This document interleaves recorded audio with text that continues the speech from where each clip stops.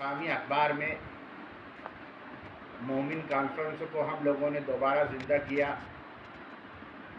تو اس کے پیٹ میں مروڑ اٹھا اور اس نے مومن کانفرنس کے تعلق سے الٹ سلٹ باتیں لکھی، جبکہ میں یہ کہنا چاہتا ہوں کہ مومن کانفرنس کو زندہ کرنے کے لیے مجھے بمبئی کے پرویز انصاری جو مہاراشٹر اسٹیٹ مومن کانفرنس کے جنرل سیکرٹری ہے، انہوں نے کہا تھا کہ بھائی دوبارہ اپنے کو مومن کانفرنس کو فعال بنانا ہے، متحرک بنانا ہے۔ ان کی اپیل پر میں نے دھولیا میں مومن کانفرنس کی ایک میٹنگ رکھی جس میں چند مخصوص لوگوں کو بلایا گیا تھا تاکہ مومن کانفرنس کو کس طرح سرگرم کیا جائے اس کے متعلق غور و خوض کیا گیا۔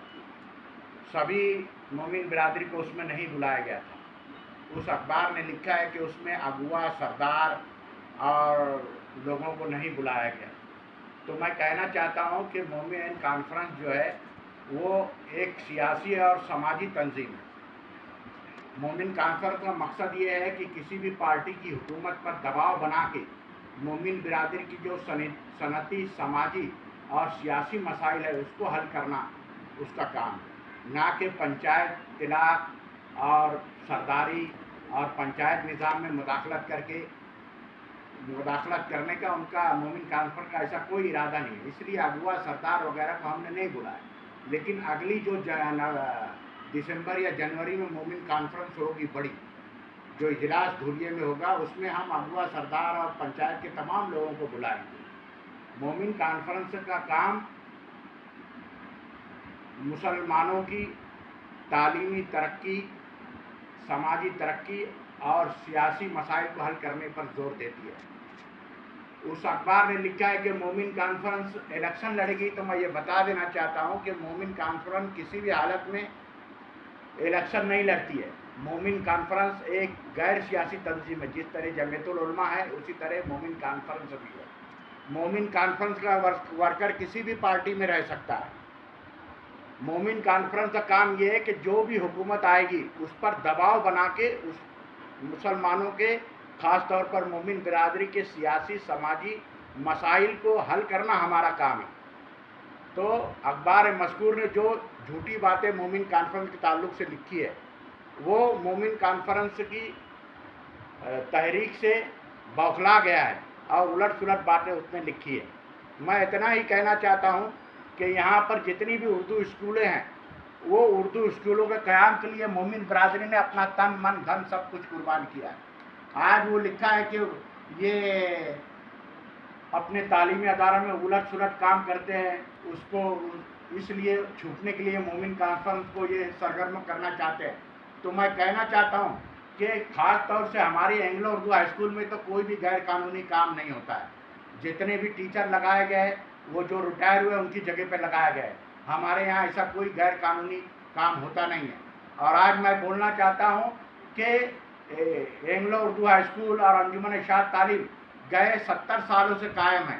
1960 سے لے کے 1990 تک صرف کانگریس بھون کے بازو میں 4 یا 5 کمروں پر اینگلو اردو ہائی اسکول چالو تھی۔ اس وقت اینگلو اردو ہائی اسکول پر جن کا اقتدار تھا انہوں نے کوئی ترقی کے کام نہیں دیا، لیکن 1990 کے بعد راجہ بھیا اختر حسین نور نبی اور شکیل احمد شاہین کے ہاتھوں میں جب کاروبار آیا تو انہوں نے بھولا بازار میں 50-60 لاکھ کی عظیم الشان بلڈنگ کھڑی کی ہے۔ یہ کیا ترقی کا کام نہیں ہے؟ کوئی مائی کا لال پیدا نہیں ہوا تھا کہ یہاں پر بلڈنگ تیار کرتا، لیکن ہم لوگوں نے 60 لاکھ روپیہ خرچہ کر کے عظیم الشان بلڈنگ تیار کیا ہے۔ اور تعلیمی ترقی کے لیے مسلمانوں کو ہم نے ایک راستہ بتایا ہے، اور ہم پہ الزام لگاتے ہیں کہ ہم الٹ سلٹ کام کرتے ہیں۔ نہیں تو وہ اخبار والے نے کوئی کسی تعلیمی ادارہ قائم کرے اور بتائے 60-70 لاکھ کی بلڈنگ کھڑی کر کے۔ میں کہنا چاہتا ہوں کہ ہمارا معاشرہ جو ہے مذہبی اداروں کو چندہ دیتا ہے، لیکن تعلیمی اداروں کو چندہ نہیں دیتا ہے۔ تو جو ٹیچر ہم لگاتے ہیں، جس سے وہ خوشی سے جو ہم کو نذرانہ دیتا ہے، اس نذرانے میں یہ بلڈنگ تیار ہوئی ہے۔ اگر قوم اور ملت کے لوگ ہمارا ساتھ دیں اور بھرپور چندہ دیں تو ہم ایک عظیم الشان تعلیمی کمپلیکس اس بھولا بازار میں بنا سکتے ہیں۔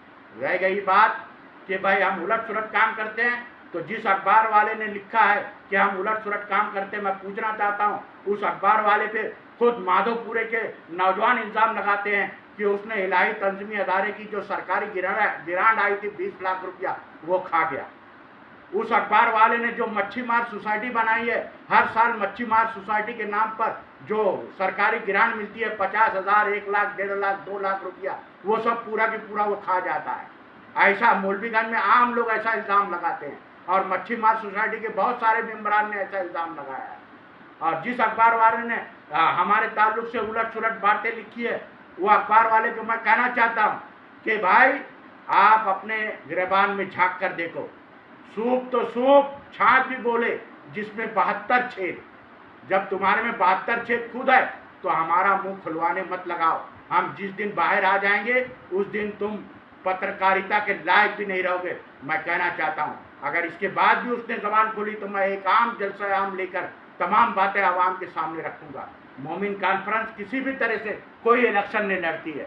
جس نے بھی کہا ہوگا کہ ہم الیکشن لڑتے ہیں وہ اس کا تعلق کوئی مومن کانفرنس کے کسی عہدیدار سے نہیں تھا۔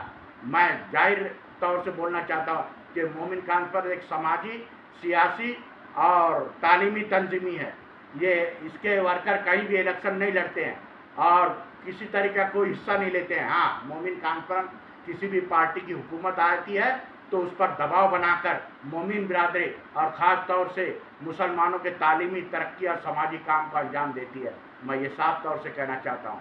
دوسری بات کہ مومن برادری اگر اکٹھا ہو رہی تو اس میں کون سی غلط بات ہے؟ آج ہم دیکھتے ہیں کھٹکی برادری کی کئی میٹنگیں ہوئی، جب کیوں نہیں واویلا مچا؟ قریش برادری کی میٹنگ ہوتی ہے، جب کیوں نہیں واویلا مچاتے ہیں؟ صرف مومن برادری کی میٹنگ ہو رہی تو واویلا مچا رہے ہو، ہر طرح کا ہنگامہ کھڑا کر رہے ہو۔ میں ان سے گزارش کرنا چاہتا ہوں کہ بھائی آپ بھی مومن برادری کے اس میں شامل ہوئیے اور مومن برادری کی جو تحریکیں ہیں اس میں بڑھ چڑھ کر حصہ لیجیے۔ مومن برادری کو ہم اکٹھا کرنے کے لیے نکلے ہیں اور کسی بھی حالت میں ہم خاموش نہیں بیٹھیں گے۔ مومن برادری میں بیداری پیدا کریں گے، بیداری پیدا کر کے ان کے سیاسی، سماجی اور تعلیمی مسائل کو حل کرنے کی ہم کوشش کریں گے۔ اتنا ہی کا میرا کہنا ہے۔ اس لیے مومن برادری کو یا مومن کانفرنس کو بدنام کرنے کی جو ناکام کوششیں کی جا رہی ہے، عوام اس سے گمراہ نہ ہو بلکہ بڑھ چڑھ کر مومن کانفرنس کی مضبوطی اور مستحکم کے لیے آگے بڑھیں۔